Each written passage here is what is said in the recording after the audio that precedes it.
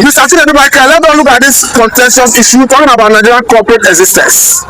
As we have it, the Fulani militias, the Fulani terrorists have succeeded in dragging Nigeria division to the United States of America. A situation where a former U.S.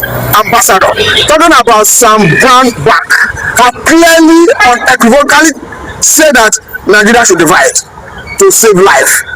We shall listen to him and we'll come back to further this conversation. Let us allow our viewers to listen to him. Deadly, if not the most deadly place on the planet to be a Christian in Nigeria. That's not going to be able to sustain itself and continue without leading to a violent split up of the country. And I say those words cautiously, and I don't like saying those words, but I believe it to be the truth.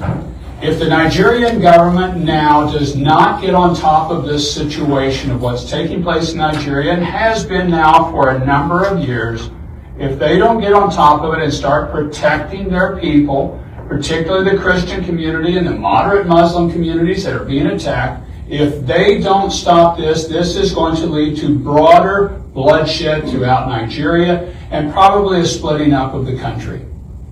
And it's that dramatic. Mr. Chinedu Michael, react to this. Okay, let me just say it now. I've been saying it on this platform. What has Nigeria become of these days? Not even before now. Right from 1943, 1953, 1967 till date, it has always been the same story. But unfortunately for Nigeria government, they thought the world wasn't watching. Just like what we saw in Iran. Iran thought that the world wasn't watching. The world has been watching Nigeria. I do not want to say the United States government are going to compromise in this issue. If they compromise in this issue, then God is going to send a helper to Christians in this part of the world. The problem is that we are seeking a Christian nation that will protect Christians in Nigeria, since that Nigeria as a government has fallen under the threat of Islamization. A lot of U.S. congressmen, a lot of, I can tell you, former Secretary of State Mike Pompeo, we can tell you about Ted Cruz, who has been deliberately on his own devoted time to document what is going on in Nigeria, to the surprise of the United States government under Donald Trump, that led them to set a particular panel in the United States of America to unravel the mystery. It is not far-fetched. They knew actually that a certain people have been committing these atrocities for years unchecked. Then that threw up the people of Mazen, like Mazen Nnamdi Kanu and Simon Ekpa, begin to talk about this development, got the world attention. It is not only some black brow that is only aware of this, but by virtue of his position as a former ambassador, who was able to call the United States of American president, call the congressman in order that it is time to save the Christians in Nigeria currently now. And Ted Cruz, has also been advocating for the recognition of Biafra as a sovereign nation. Not only that, a former NATO chief also was in the same line advocating for the recognition of Biafra as a separate nation out of this unfortunate entity called Nigeria. Now, how do you react to some people in Nigeria who are saying the same way the Fulani terrorists push Trump into intervening in Nigerian situation, the same way we are seeing Fulanis pushing Nigeria division to over office, as you are seeing it, because this will definitely end at the Trump office, which is over office. There was a report that Nigerian government intentionally sent delegates all over the world to cover up the atrocities that were happening in Nigeria. And the killings are everywhere. But thank God for the internet. Thank God for people like Mazen Nnamdi Kanu. Thank God for people like Simon Ekpa that decided to get the world attention. If not, the Nigerian government has successfully lobbied the whole world to cover up the atrocities that was actually going on in Nigeria. But the coming of Donald Trump, they saw it as an opening to register their presence globally and begin to get advocacy, begin to get solidarity, begin to talk to different agencies that can listen. Remember that the past administration of the United States of America, was also in line. Like Trump will say that Obama was busy sponsoring, a lot of agenda related to, the supreme leader of Iran all over the world. So you can see they see Donald Trump as somebody they can actually run to. This is not a matter of whether United States actually want to do the needful, irrespective of what their interest is. Whatever that in their interest is, if they try to do the needful, God will raise people that will do the needful. But thank God, there's so much pressure, so much report, so much petition about the division of Nigeria. And the only country that at the table of the Washington today is the Republic of Biafra, the first Jewish nation in Africa. Now, the question I want to ask is even related to what you mentioned. What is your saying? What is your thinking about those who feel that what is happening is blessing in disguise for Biafra? You might say that it is. This has been long overdue. The world looked the other way because Nigeria was a former British colony, and that is why nobody want to say anything. But as it may, thank God for the coming of the media, of the internet, that broke so many things that the world can actually now see that the Biafrans have seen this thing years ago and they have begin to run out of it, not to be part of it, not to be part of that calamity. Unfortunately, the same agenda led to 1967 Nigeria Biafra war, and it is still ongoing, till today. So it is not actually what you think that now that it seems that the whole world is getting the attention, that is noticeable now. It is because the Igbo nation, the Biafra people, started shouting, started crying about today. A lot of them are in DSS, a lot of them are in prison for this particular thing because what they wanted was to silence that. But it got to the notice of the United States of America, and there was a delegate that was sent to Nigeria. Unfortunately, that report by Raleigh Moore is still being questionable today because we do not know what actually Raleigh Moore will mean in that regard. But that is not what we are discussing today. But I can tell you that the congressmen, majority of the congressmen are on it now. Thank God for the IPOB members all over the world, different government in exile all over the world. It is about all individuals that are involved. It's not only this powerful organization only. There are individuals who have so much influence within the Trump office, the Igbo professionals and Igbo leaders who have a certain influence within the Oval Office in Washington in the United States of America, who are presenting their position on daily basis, especially those of them who also came from Middle Belt, who seems to be very close to the Republican government in America. Today, you can see it is getting a global attention. It is getting international attention. It is getting also, the most powerful nation in the world attention. If America decides today what to do in Nigeria, it's very simple. It's not about the more induced report because that report did not merit any standard by what the situation of trying to cohabit with the people who see you as a different species unless you bow to Islam. And Biafrans are saying, instead of cohabiting and this will continue, state police is not going to be the answer. The answer is, allow those who choose Islam to stay on their own and practice their own Islam, and allow those who choose Christianity to practice Christianity in their own way. That is the division we are calling upon. By so doing, there's no need of talking about killings in Nigeria, like some ambassador Black Brown actually said it, that the only solution the United government is looking at now under Trump administration is total decision, breakup of Nigeria as an entity. Now, let us look at some Nigerians who already say this is double blessing, because as at the last time we saw Israeli Nasser extensively discussing the issue of Biafra, Nnamdi Kanu, IPOB. This time around, we are seeing another one erupting in the United States of America. We know that one thing is sure, Donald Trump and America have veto power over UN voting. Donald Trump decided to send a proclamation to the United Nations for this quest, and maybe the world vote against it. Do you think Donald Trump will veto it in favor of Biafra? Yes, let me tell you, you are also aware that there were so many petitions and organizations that are also involved in Biafra struggle all over the world. I can tell you over 100 organizations all over the world, including those of them in Dutchland, Netherlands, is also involved. United Nations also directly have their own fair share of the struggle, and of course documentation is also going on in United Nations. The fear of using United Nations is about the bureaucracy. The bureaucracy is no longer needed, and we can see that United States government has distanced themselves from United Nations because they are not performing their duty. They are there to for conflict resolution, and they have failed globally.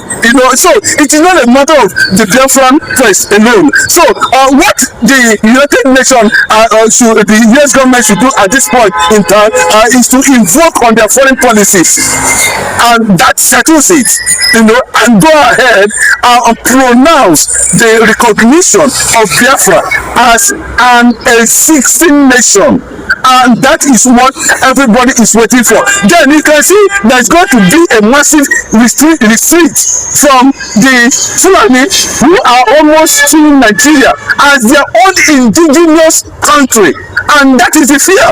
And this thing we are seeing today, you can see that even those of them from the north have come to agree that the set agenda is actually playing out, and that the government of Nigeria are all covering the whole thing and propagating what they know how best to do by continuing to manipulate on the process until it becomes a tyrannic theocratic order that everybody must now bow to Islam. And that is simply the truth. We saw it happen in Iran today. Look at the crisis in Iran today. We saw it happen in Lebanon. Look at the problem in Lebanon. We saw it happen in Israel.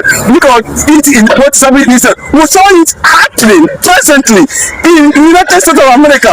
In New York, they have outlawed anything that has to do with Sharia, and anything that has to do with, it is happening. So why can Ranimo be advocating the coexistence? If that means, in the nearest future, we might enter another problem entirely. What the United States of America should do is to liaise with what the decision of the Knesset Parliament in Israel, and of course, go ahead and tweet and go ahead and proclaim it just like the way they did in Somaliland. As simple as that. Okay, now let me bring this angle, because currently we have a bill in American Congress talking about what was sponsored by the Congressmen Ranimo and Chris Smith. That's Religious Freedom and Nigerian Religious Freedom and Accountability Act, seeking to designate Fulani militias as terrorists, and perhaps seeking to punish and curtail the essence of the Fulani militia members. As we have it, militia members in Nigeria are saying it is a misplaced priority, that they are not back. Speak to us about the activities. Yes, I want to take the position of Mike Arnold recently, where he began to question why Ranimo should be calling for state police now. Where did he get that idea from? That what the majority people are looking at is that the United States of America should actually come and do the needful. That it looks like Ranimo has actually compromised. I'm not the one saying, and that it will be quite unfortunate that he